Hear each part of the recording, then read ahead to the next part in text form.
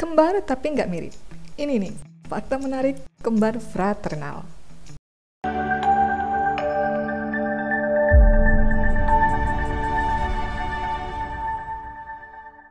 Tumbuh dari sel telur dan sperma yang berbeda. Anak kembar fraternal atau kembar tidak identik ini berbeda dengan anak kembar identik. Hal ini karena kembar identik prosesnya berasal dari sel telur dan sperma yang sama, disebut monozigotik. Sementara kembar fraternal berasal dari sel telur dan sperma berbeda yang disebut sebagai kondisi zigotik.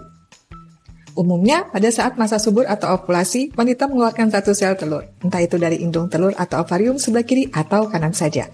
Akan tetapi, pada wanita hamil yang memiliki anak kembar tidak identik atau fraternal, sel telur yang dilepaskan bukan hanya satu tetapi ada beberapa. Maka saat sperma masuk, sperma yang berbeda berenang ke sel-sel telur ini. Masing-masing sel telur akhirnya mengalami pembuahan di waktu yang berdekatan. Berasal dari zigot yang berbeda.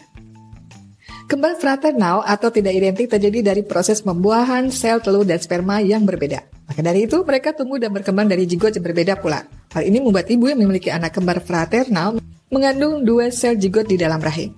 Perlu diketahui ya, bahwa zigot adalah sel hasil dari bersatunya sperma dan ovum yang akan menjadi cikal bakal janin di dalam rahim. Berasal dari zigot yang berbeda, maka anak kembar tidak identik pun akan memiliki kondisi fisik yang berbeda pula nantinya. Jenis kelaminnya bisa berbeda. Kembar fraternal atau tidak identik bisa memiliki jenis kelamin yang sama atau justru berbeda. Kembar beda kelamin sangat mungkin terjadi pada kembar fraternal karena pembuahan berasal dari sel telur dan sperma yang berbeda.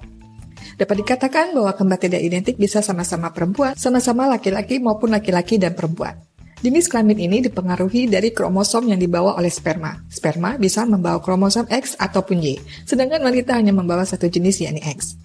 Pada kasus kembar fraternal, ketika sel telur yang satu dibuahi oleh sperma yang membawa kromosom Y, maka akan terbentuk calon anak laki-laki. Lain halnya, ketika sperma membuahi sel telur satunya dengan membawa kromosom X, maka akan terbentuk bakal anak perempuan. Maka dari itu, anak kembar fraternal bisa memiliki jenis kelamin yang berbeda, tidak seperti anak yang kembar identik. Perbedaan fisik dan sifat. Seperti kakak adik pada umumnya, anak kembar tidak identik atau fraternal juga memiliki penampilan fisik yang terlihat sangat berbeda. Hal ini terlihat dari warna mata, jenis rambut, bentuk wajah, hingga tinggi badan yang berbeda. Selain itu, sifat yang berbeda juga bisa dialami oleh kembar identik maupun tidak identik. Meski kembar, kemungkinan persamaan sifatnya mungkin hanya sedikit atau bahkan tidak ada sama sekali. Sebaliknya, tidak menutup kemungkinan pula pada anak kembar tidak identik yang memiliki banyak kesamaan sifat walaupun fisiknya berbeda. Maka dari itu, sifat dari anak kembar pun juga tidak bisa memprediksi karena faktor lingkungan dan pengalamannya pun akan ikut berpengaruh. Kesempatan memiliki anak kembar fraternal bersifat genetik. Kemungkinan paling besar mengalami kehamilan kembar adalah karena adanya faktor keturunan. Namun, tahukah kamu jika kembar fraternal atau tidak identik juga bisa terjadi karena faktor keturunan dalam keluarga loh? Sudah diketahui apabila kembar fraternal terjadi karena pembuahan dua buah sel telur dalam waktu bersamaan. Hal ini juga bisa terjadi karena wanita mengalami hiperovulasi atau mengeluarkan beberapa sel telur dalam setiap siklus. Nah, hiperovulasi ini bersifat genetik atau menurun. Wanita yang memiliki gen dengan kondisi ini bisa menurunkannya kembali pada anak perempuannya. Memiliki dua plasenta yang berbeda. Pada umumnya, anak kembar di dalam rahim seperti kembar identik hidup dengan plasenta yang sama di dalam kandungan. Lain halnya dengan anak kembar fraternal di dalam rahim, karena mereka mempunyai plasenta masing-masing yang disebut sebagai dikorionik. Plasenta adalah organ yang berfungsi menyalurkan oksigen dan gizi penting untuk pertumbuhan dan perkembangan janin di dalam kandungan. Organ ini juga menjadi penghalang agar kuman atau zat asing dari ibu masuk ke dalam tubuh bayi. Perlu diketahui ya, karena kembar fraternal memiliki plasenta yang berbeda, maka kehamilan ini tidak rentan mengalami resiko yang sering terjadi pada anak kembar identik. Sebagai contoh nih, janin saling berebut makanan dan akhirnya asupan nutrisi menjadi tidak merata. Hal lainnya yang bisa terjadi adalah kemungkinan tali pusat mudah kusut sehingga dapat mengganggu perkembangan janin. Janin terbentuk dalam waktu yang berbeda.